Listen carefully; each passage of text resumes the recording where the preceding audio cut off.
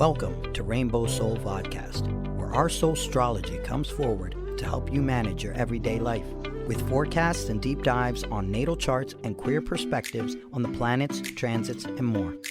A group discussion about upcoming transits with tips on how to read these transits in your own chart. Hollis offers years of wisdom and natal chart knowledge with Bright Hawk's positive perspective and Lacrosse's inquiry. We offer the complete queer astrology experience. Welcome to Rainbow Soul. Please help us by subscribing, sharing, and commenting and reviewing. You can also learn where else Rainbow Soul is offered on our website at rainbowsoul.show. Welcome, my friends, to Soulstrology forecast for April 24th through the 30th. My name is Hollis Taylor, and I'm one of your astrologers today. And you can get readings from me and even get coaching from me about reading your own chart at divineandrogen.com.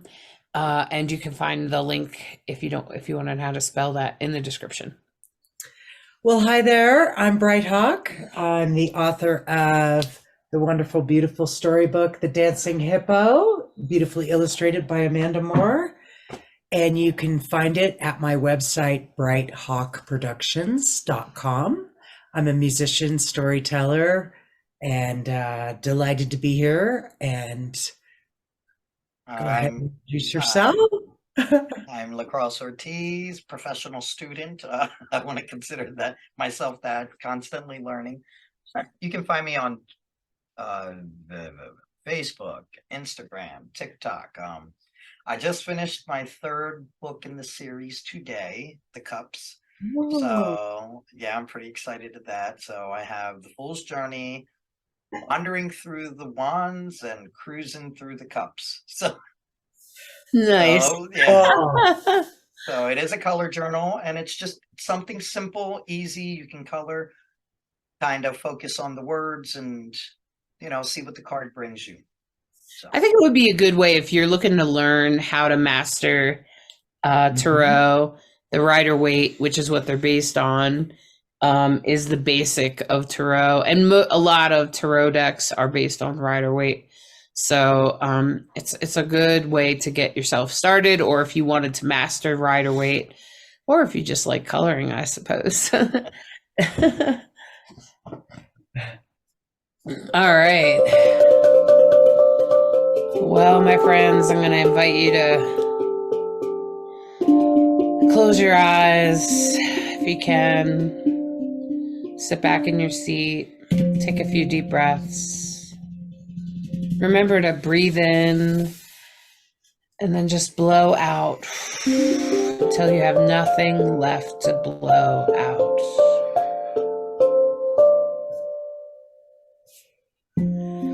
Try that a couple of times.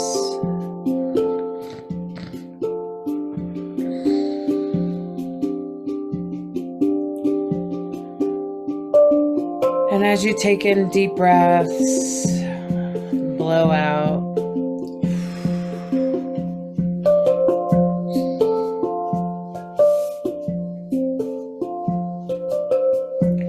I want to invite you to look up at the sky, the full sky with all of the stars.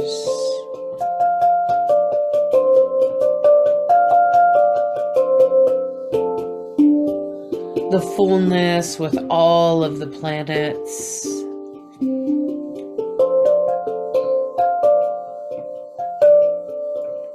And the universe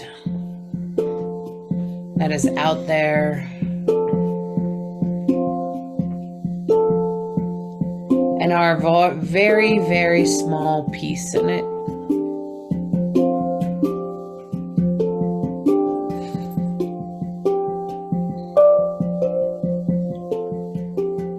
When I look up at the big sky, I'm reminded of how small I am in the world, and how small the entire human race is, really.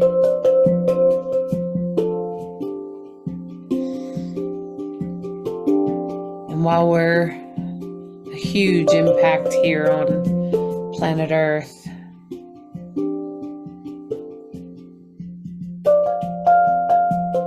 you might contemplate the impact of planet Earth on the rest of the universe.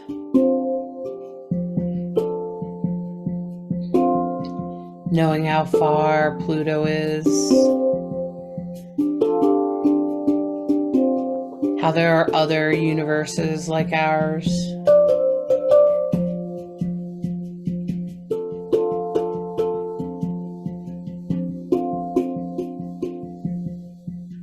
And the possibilities that exist beyond our worlds.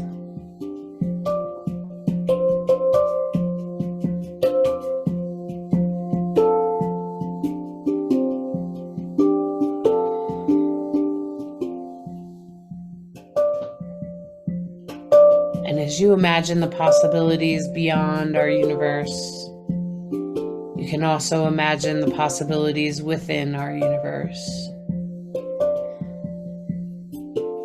And maybe even the possibilities right here on planet Earth.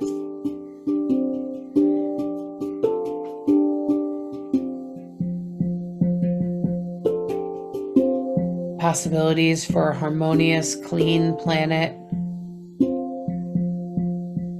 where we love and respect each other and the planet itself.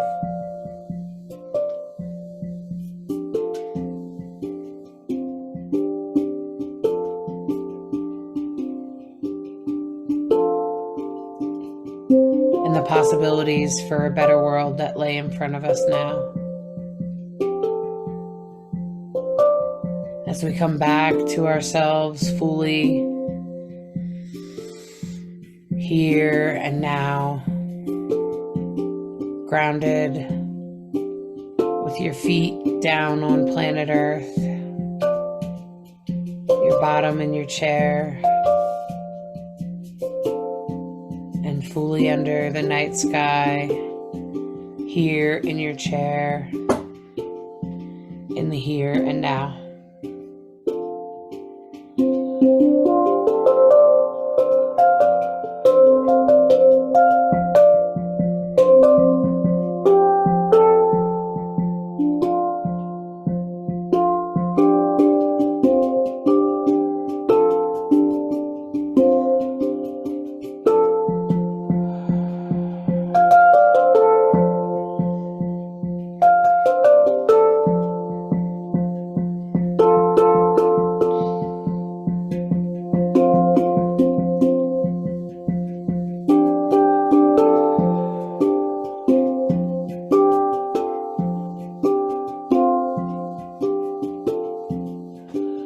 Come back into your body and stretch your feet, stretch your hands.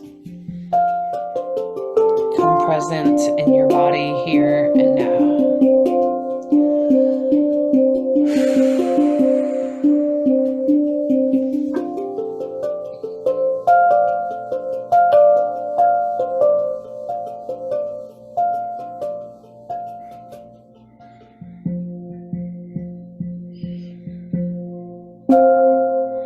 Yay. Thank you, Bright Hawk. Always a pleasure. Beautiful. Thank you. Oh boy, my friends. Happy eclipse season. Hopefully everybody's riding the eclipse wave, and curious if anyone's having big experiences that they're holding to effect with the eclipse. You know that our big solar eclipse was April 20th, and now we're in the in-between, the 2 weeks in between the solar eclipse, the new moon eclipse, and the full moon eclipse, the lunar eclipse, which will happen on May 5th. So the moon eclipse is where? In what sign?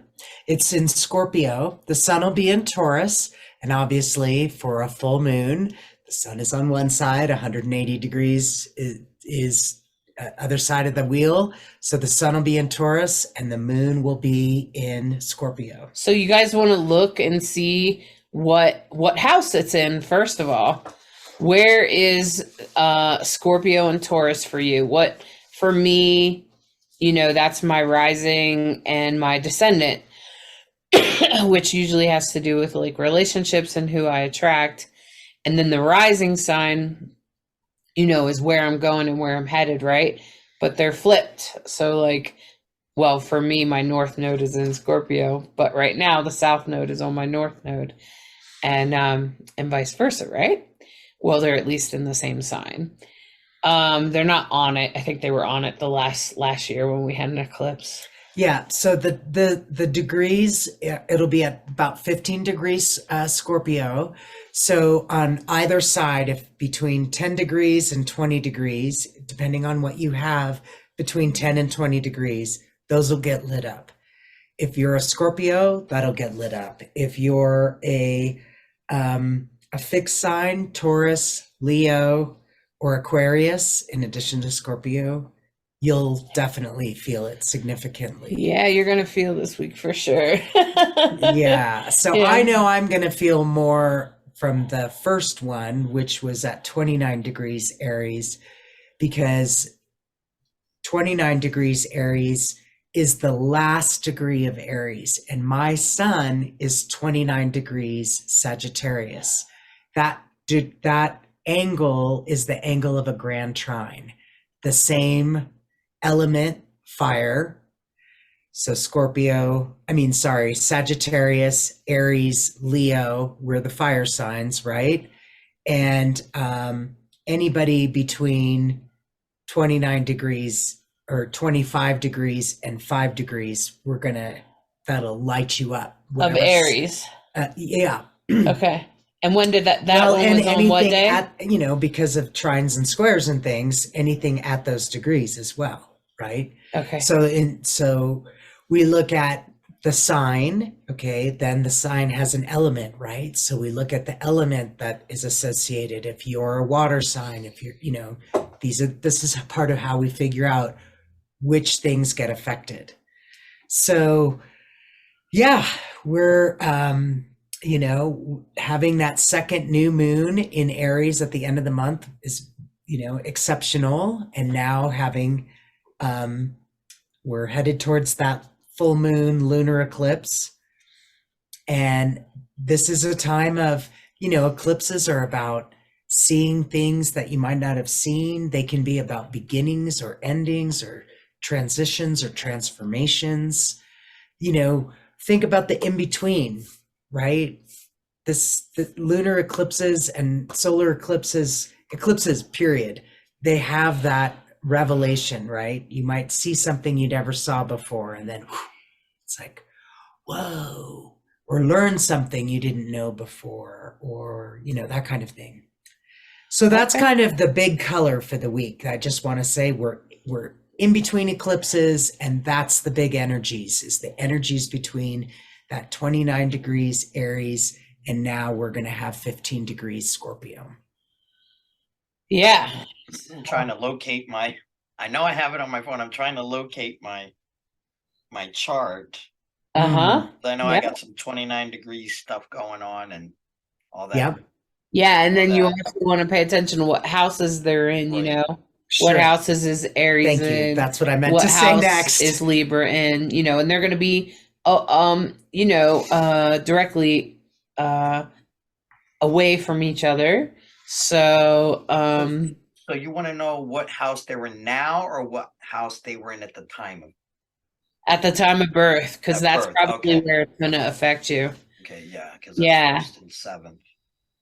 Yeah. Right. So that's your identity and relationships, which is mine too for Scorpio and Taurus, is the 1st and 7th. So, the first house is your identity, how you identify and how you see yourself, how you present yourself to the world.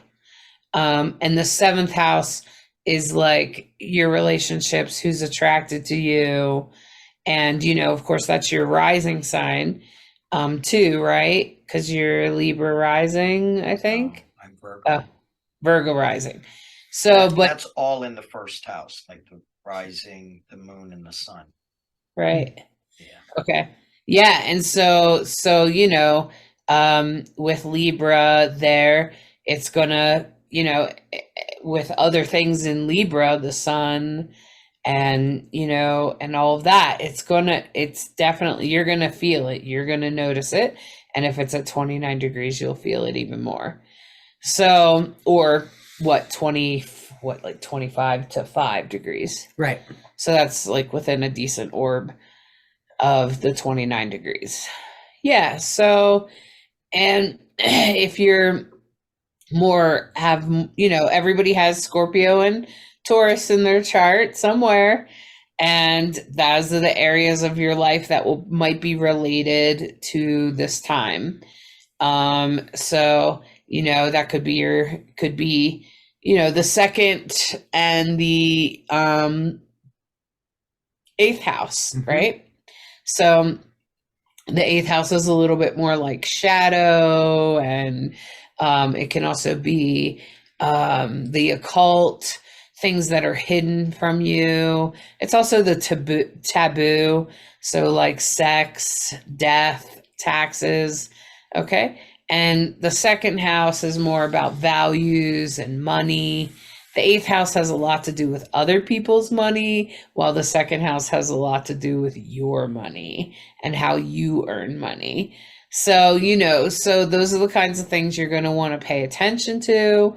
And if you go the other way, if it's, like the 12th house, it's still going to, 12th house is hidden, much like the 8th house, but it's a little bit more, I would say it's almost more psychic. It's more psychic, it's more aware, and it's more intuitive, but it also has a lot to do with outcasts and self-sabotage and some things like that. So there are great cheat sheets online that you can find, like keywords about the house. You can also just Google what does it mean to have, Scorpio 8th house or something like that. Because, it will matter if the house is ruled by that. So Scorpio, for instance, rules the 8th house. So if you have Scorpio in the 8th house, it's going to be more intense. Okay. So, and like Aries rules the first house. So if you're Aries first house, it's going to be more intense. Okay. So you're going to want to know that. You're going to want to know that. So I would definitely look at my chart. Now's the time. And that's what we do here at Rainbow Soul. We try to help you take a look at your own chart.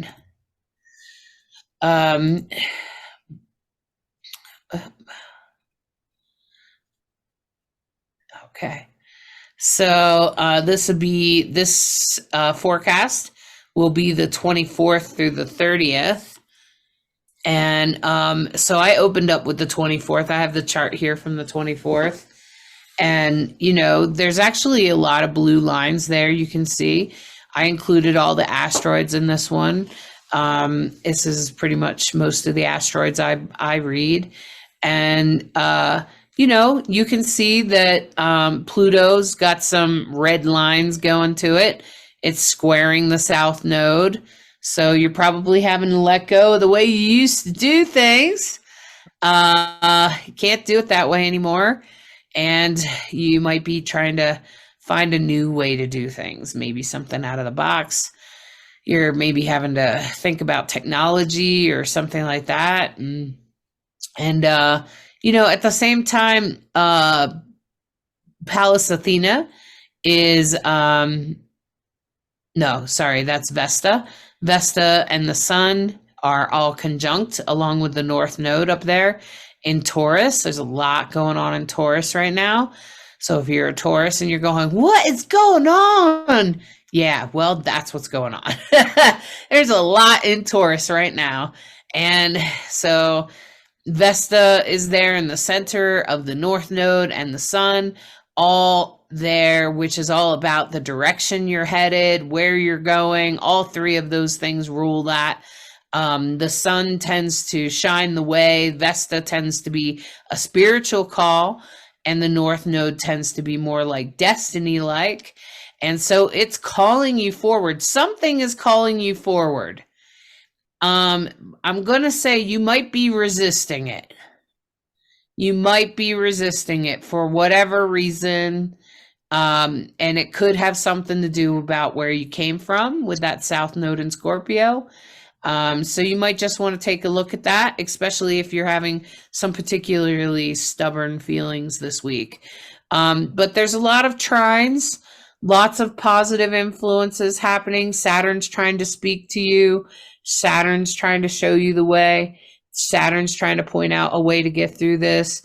Your Neptune is well aspected in a positive way. So if you're psychic, please listen, or intuitive in any way, please listen to your intuition.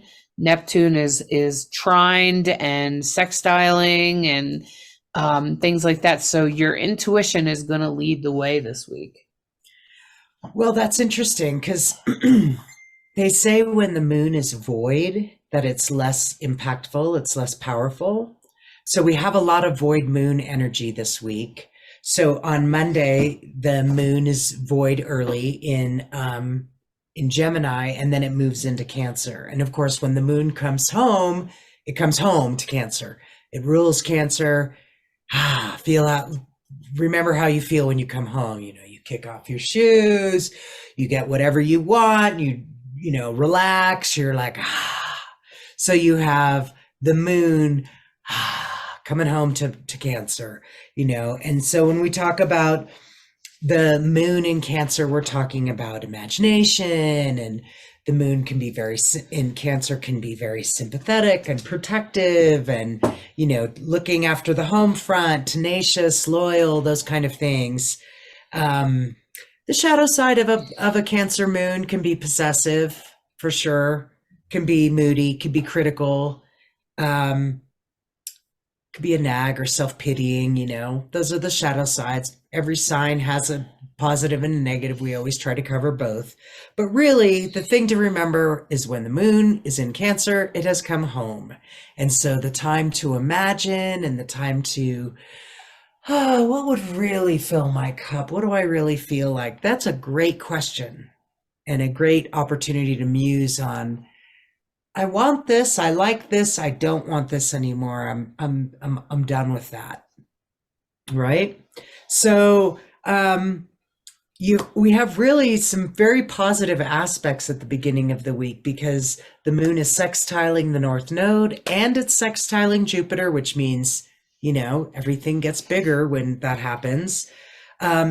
It's going to be in a trine with Saturn, which is also a very positive aspect, but it's in a square with Neptune. Okay, square with Neptune. So, yeah, so that's what's going on there. Yeah, that's interesting that the moon, but it's void, you said. It's void while it's squaring. It's void earlier in the day, and then it comes into Cancer. Oh, okay. And then it's in its rulership, and then it squares Neptune during that time. Yeah. Wow. Okay. And trine Saturn for a couple of days because that, that doesn't move right away. So there's that trine with Saturn. And then on Tuesday, it'll move into a sextile with Mercury. So communication. We know that this week and through this week, this time that we're talking about, Mercury is retrograde. So hopefully you took our advice last week about backing up your computer stuff, being patient, so yeah, on Tuesday, the moon moves into a sextile with Cancer, with Mercury and with Uranus. And then it conjuncts Mars because you can see it's coming up on Mars and then it conjuncts it. So remember, Mars in Cancer has been answering to the moon the whole time. So whatever action has been, maybe there's been a little snag in the ointment. I wouldn't be surprised if things move forward when the moon passes over Mars. Yeah. And the T-square, I was just thinking about all this fixed energy, but Cancer's not fixed. Cancer's cardinal, right? Yeah. I think Cancer is cardinal. Yeah. Beginnings of seasons are cardinal signs. Yeah. Yeah. So So I was just thinking about all of the blessings and stuff that are here with us because, Neptune is trining Pallas Athena. So if you have some sort of strategy about something and some sort of intuition, psychic awareness, just follow that. Try to follow your psychic awareness, even though I think the moon, I think because the moon and Mars are having conversation, I think the intuition will be lessened anyway. Yeah. So, but if you're having some psychic awareness of things, I would tap into my Neptune. Pay attention to where your Neptune is. If you're a psychic, you should know where Neptune is for you, and you should know if it's aspected by anything. And you want to know. Neptune's that psychic planet. It really will tap into that. Yeah, so the moon goes from squaring Neptune on Monday to trining it on Wednesday. Ooh. So then that, freedom to dream again, or, being in tune with that is going to get easier. Okay, yeah, on Wednesday. But Okay. Then, of course, what it was trining before, it's now squaring. So now it's squaring Jupiter, and it's going to sit for a couple of days opposing Pluto, and I have the moon opposing Pluto. So this is for everyone. Moon opposing Pluto means temperaments can change. Pluto is the higher octave of Mars, so it's active and it's transformational. Pluto is very transformational. So Pluto opposite the moon. The moon is emotional. The moon is cool. The moon is deep.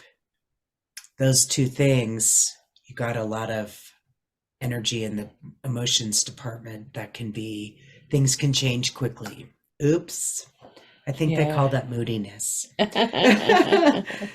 Yeah, I found this week you want to be careful of stubbornness. Resistance to change. Especially with a grand fixed square, okay, or cross. Grand fixed cross. You can see the red square in this image. I tried to take out some of the asteroids, which makes it a little bit easier to see that square and that cross in the middle. And so that makes a grand fixed, and it's all in fixed signs. That's what it means. And this is on the 27th. This is Thursday. So I'm going to say, though, like Wednesday, we're leading into this, Thursday, Friday. Yep. It kind of goes on for a couple of days. This is just the best way to see it on Wednesday for y'all to see it. I just want to let you know it starts to come into alignment actually on Wednesday. So this is a huge challenge. And when it's fixed, it's going to be stubborn energy. You may have a hard time seeing the benefit of things. You may be very much caught up in the, I don't want to say negative, but the negative view of things, that stubborn, dig your heels in. But I wanted it to be this way, but it's not that way. It's the other way. So if you're, finding yourself challenged this week with a more stubborn vibe, just try not to be stubborn is the best thing you could probably do. Try to tap into that Saturn in Pisces South Node trine. Try to tap into the sextile with Saturn. Try to allow for change. Try to tap into your Scorpio energy, whatever that might be. You can even ask yourself the question, because I've had to do this when I've been very resistant. What am I resisting? What am I resisting? What am I resisting? Yeah. Is there something I could learn? Is there something I can grow from this? It's a good question, because that T-square with the moon and opposite Pluto, the T-square goes from, you have moon opposite Pluto as the base of the T-square, and then on Wednesday, the top of the T is Jupiter and Pluto. Sorry, Jupiter. Pluto's on the other side. And then it moves, and the top of the T becomes the sun and the North Node, because they're still hanging out. So that that's tension energy, but it's also wanting you to make a decision, wanting you to consider something more closely, more deeply, and it's shining a lot of light on it, because when the sun gets involved, that's we're definitely shining a lot of light on there. So, and with the North Node and the sun, there's that faded energy again, that what is life calling you to do, and you can't even explain it, you just know that's the direction. Yeah, and I wonder about the politics of this. I don't even know, but I would imagine that conservatives are going to dig in, to be honest, because conservatives, in my opinion, hold a lot of fixed energy, because that's the whole idea of a conservative. That's what a conservative is. They don't want things to change. That's a conservative. So a conservative, politically aligned conservative person, I feel like the Conservative Party will probably dig their feet in about something, and I'm betting it's about guns or something. And who knows, maybe the American Rifle Association, those NRA, dingbats, the NRA dingbats, they might come along and try to change things. Obviously, I am not a conservative. I am the opposite of a conservative. I am a liberal. Can you tell? If you're a conservative, I'm sorry. If you're somewhere in the middle, okay, great. But I'm a full-on liberal. I'm a weirdo, and I'm happy that way. I'm fully proud to be that. And as a queer, I would say, I think we need to do something about guns. And so I wouldn't be surprised if it was something about that, or conservatives just digging in about something with some stubborn energy this week. Okay. Yeah, the middle of the week has definitely got those square energy, that harder energy. The moon moves, it's the first quarter moon on Thursday, and the moon moves into Leo. And then, of course, when the moon is in Leo, that's all about, I think of Leos, I think of leaders. I think of the lion and the crest. The lion on how many different crests. Yep. The Leo moon is exuberant, it's affectionate, it's creative, broad-minded. A Leo moon is colorful and fun-loving. Guess who's a Leo moon? Now, on the challenge side of a Leo moon, I gotta own it. Self-indulgent, self-centered, conceited, overbearing, bullying. These are the potential pitfalls of a Leo moon. The main thing is a Leo moon is affectionate and has a great instinct for leadership. So the moon enters Leo on Thursday, and then it goes void again. It's going to constantly do this, come into the sign and then go void. So it's soft. Void moons are softer. They're not as intense. And on the 28th, again, we still have those squares with Uranus and Mercury, but trines with Chiron, Jupiter, and a sextile with Venus. So things start to ease up for the weekend. Friday, Saturday, Sunday. Friday, of course, is Venus's day, so it's nice that the moon has a sextile with Venus. That's like a nice little kiss there. And then it'll be trining the North Node by the weekend, and trining Jupiter, but then, we're still opposing Saturn at that point. So there's still that tension. I think that it's interesting that by the 29th, we're going to start moving into a mystic rectangle. So whatever the square will still be there. The grand fixed square will be starting to fade out, if you will, because the moon will have moved. And then, as a result, this mystic rectangle is going to start forming, which kind of, I believe, whatever's going on with you around the stubborn energy, whatever's going on there, that's probably going to shift you into something. So hopefully you've accepted whatever shift it's supposed to do, and you've accepted whatever you need to accept, and you've started to move into what is actually your destiny. So at the end of this week, around the 28th, 29th, 30th, something comes up and you're like, is this my destiny? The answer is probably yes. This is what you're supposed to do for some reason. It may not be clear now, but it will become clear. Why? Probably eventually. But I just thought I would point that out because this mystic rectangle. So I also left the asteroids out of this so you could see the mystic rectangle. It's the blue rectangle. You can see that it's blessings with the moon there. It's a blessing, and with the South Node in Scorpio, and even with Saturn and the node and the sun and all that. So all of that kind of creating this energy of, and the mystic rectangle is typically what we're supposed to do. It's some sort of spiritual deep meaning to something. So something starts to come up out of that stubborn energy for you where you're like, okay, I was being stubborn about this, but I think I have to do this.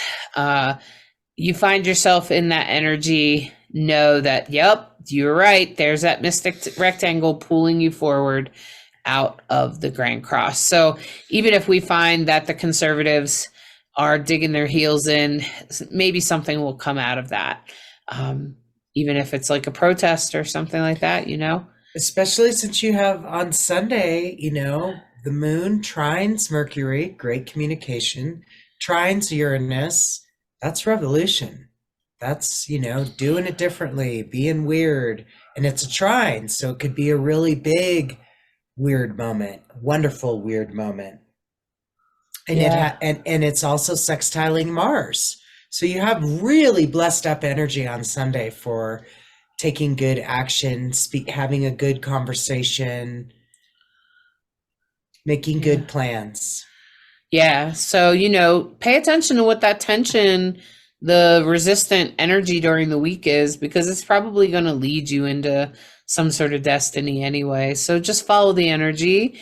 And, you know, if you find yourself being stubborn, just figure out what it is you're resisting. Try to sit with it, walk with it, you know, listen to yourself. I believe that we know exactly what we need deep inside, really. I believe we all have an inner knowing, whether you're psychic or not. I believe you know what's best for you. So whatever's going on for you, take time to sit with it. If someone says, God, you don't have to be so stubborn or something like that, you could be like, oh, shit. And just take a minute, go for a walk, see what you can find out, see what turns up. You know, and just be open to not being stubborn. So What do you think, Lacrosse?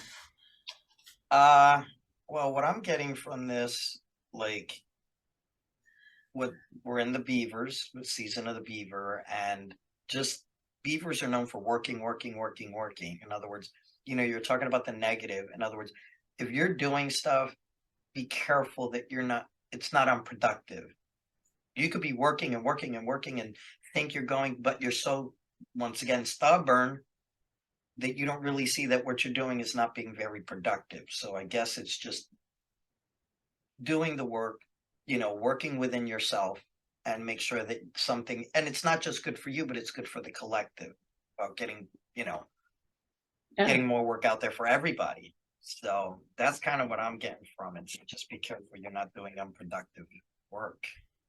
Right. So. Good reminder. Yeah. Well, hopefully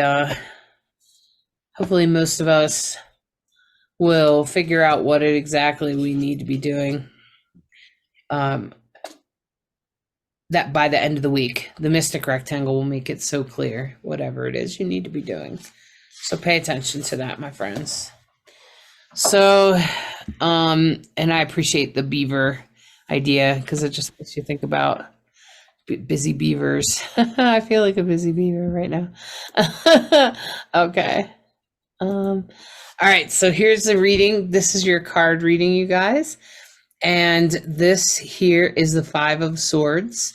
And this is very much about where we're coming from. This is a reminder of the past. And this is about the demons you've overcome. You notice there's two demons in the background of this person who has their sword in their hand and they're ready to face the world despite the demons, right? Despite the haters. Trans people and LGBTQ people know all about that. Going forth despite the haters. And that's exactly what this is all about. This is a reminder of how strong you can feel in that moment, going forward, even though, right? It's meant to be that even though energy. Okay. And the strong sort of powerful energy going forward. And this is the right now, which I thought was an interesting card to pull right now, because this is the Lover's card. This is about coming together with someone else. So, don't be stubborn about love now. And this is very much about coming together in a good way. This is very much about connecting in love and in honor and making a commitment. So if you find yourself making a commitment or something like that, that's exactly what this is about. Be open to new commitments, be open to new ways, be open to love, be open to receiving love and giving love, especially if you're already in a relationship or something and maybe some stubbornness comes up and you guys get in a fight or something. And, you can always make a fight better by just giving love. My favorite way to end a fight is to just do something nice for my loved one, whatever that is. I'll usually just, for Bright Hawk, I'll just make her a cup of coffee and say, I love you. And then that shows that I don't want to fight and I just love you. And that's it. And so I find that that's a great way to end a fight, by the way. And it works. It works. It shows the other person that you don't want to fight anymore. And it indicates your love. So if you just, and I'm a service person, so that's kind of what I do. So, it's a great way to end a disagreement if you are in a disagreement with someone. So this is very much about coming together, recognizing the love, receiving the love, because it also takes her side to receive that gift, right? Okay, she also has to be willing to let go of the fight and meet me halfway, because now I've gifted a gift. And so she could, be stubborn and say no, but she usually isn't. So we don't really have that problem. But don't be stubborn is what I'm saying. Accept it. So if someone makes an effort to make peace with you, recognize that what they're doing is, not easy. And maybe you just go, okay, and you accept that love. Okay. So this is also about accepting love as much as it is about giving. Okay. And going forward in the future, it's about balance. This card is very much about balance, and even the rainbow, meaning all of the colors, all of the different ways that things show up, but also perfect balance. This is about getting things just right and finding the balance. So like I said, this week, it'll start out with some T-squares and the Grand Cross. And you know what? Sometimes there has to be hard shit so that there can be good shit at the end of the week. So allow the balance to happen. Allow that balance to come into play. We can let it go and move on. It's really not that big of a deal. So remember, my friends, to just, be aware of what you've come through in the past and what you've done despite whatever has held you back or whatever was in the way. And going forward, make sure you're as open to giving love as you are receiving love, and making commitment and accepting those kinds of relationships, especially if you're having relationship things right now. And like I said, the Temperance card, which is very much about balance. Be ready to fall into balance by the time we get to the end of the week, which is pretty much what I said with the Mystic Rectangle. Okay, it's going to try to help you find balance. It's going to try to help you find meaning to those challenging moments. And I find that there's always a meaning to challenging moments. For sure. Always. There's just always some sort of meaning to it, even if I don't know what the meaning is at that moment. So be open to that, my friends, and good luck this week. You're going to need it. I'm just going to say it. You're going to need it. I'm going to be straight up. I'm honest, my friends. I'm honest. I'm generally a pretty honest person, and I'm just going to say that if you this week could be a little bit challenging, just be ready to let go of the stubbornness and to grasp what Spirit wants you to move towards. Okay? And just try to walk towards that new thing, whatever that is. Okay. All right. Well, thank you. That was a beautiful reading. Very good. I Thanks. have my seatbelt on. Yeah. Yeah, It's buckle the- your seatbelt. Buckle up, Buttercup. All right. Here we go. Yeah. Yeah. I'm glad to say the weekend, by the weekend, it looks much like. So sometimes it's good to just remember this too shall pass. Whatever the moment is, good or bad, this too shall pass. And every moment is followed by another moment. So you don't like the one you're in? Wait a minute. No worries. Take a It'll breath. pass. Take a breath. Yeah. We wish you all the very, very best, you beautiful rainbow souls. All right, my friends. Have a great. Charlie says goodbye. Charlie too. says bye too. All right, my friends. All right, my friends. Have a good week. Make the best of it. Make sure you subscribe, like, share, comment. We love you, and we'll hear from you. We'll be here next week. Bye. Thank you for listening to this week's Soulstrology and subscribing, liking, sharing, and reviewing. We hope you enjoyed this dose of Soulstrology and encourage you to embrace the week ahead with an open mind and heart so that you may integrate the deepest of lessons from the stars. Take a moment to step outside and honor the planets, stars, and moon in the sky with your heart. Integrate the messages that resonate and leave the rest for someone else. We deeply appreciate each and every one of you. Always remember that you are perfectly unique human with an exclusive star map of your destiny, your soul purpose, and your heart's desire. Thank you again for tuning in to Rainbow Soul.